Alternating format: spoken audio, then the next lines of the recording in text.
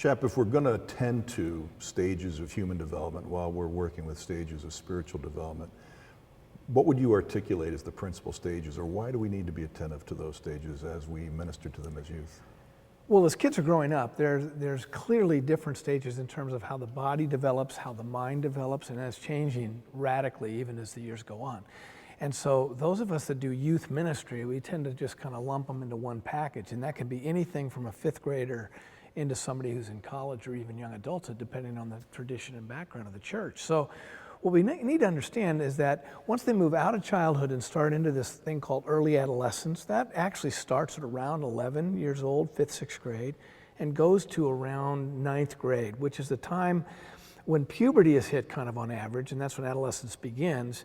And it's over as the brain begins to shift from concrete thinking like a child and begins to move into abstraction as an adult. So that's called early adolescence. And that's a period where you're most vulnerable. You can't really do much reflection other than what's right in front of you. You're very concrete.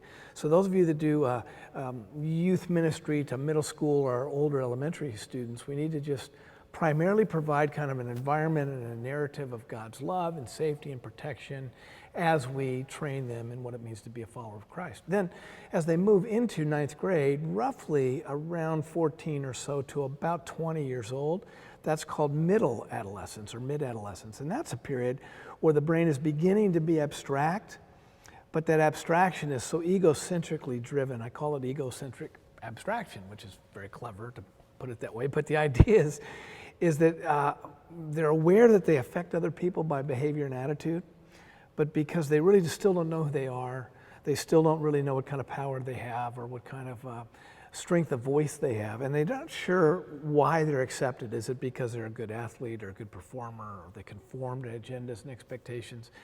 Then this egocentric abstraction period, this is high school kids and young college.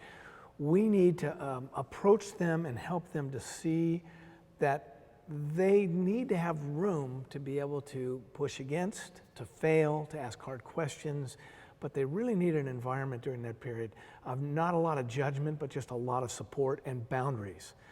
We do have to have rules for kids that push against the edges that hurt other people, but we need to help them like a coach to understand how their behavior impacts others. And like I was telling one guy today, is think of yourself as a coach of 6-year-olds on a football field as opposed to a parent with a ruler just smacking them. And instead of just whispering in their ear, helping them to see how what they just did or said or how they're acting, that affects how other people see them. And so we coach them along the lines of this time that's roughly 14 to 20. So that's egocentrism of mid-adolescence. And then when they hit about 19 or 20, from then until, for most kids, right around the mid-20s, that's a time of they're emerging adults. They're almost ready to land and settle as a peer in the adult system, but they're not quite there. So what I've been kind of saying for years is, what do you do with an emerging adult? You treat them like an adult, but lead them like an adolescent. So in other words, you make sure that they are a sense of value, that they're included in the game, that you take their gifts and talents seriously, but we don't just leave them alone and expect them to perform.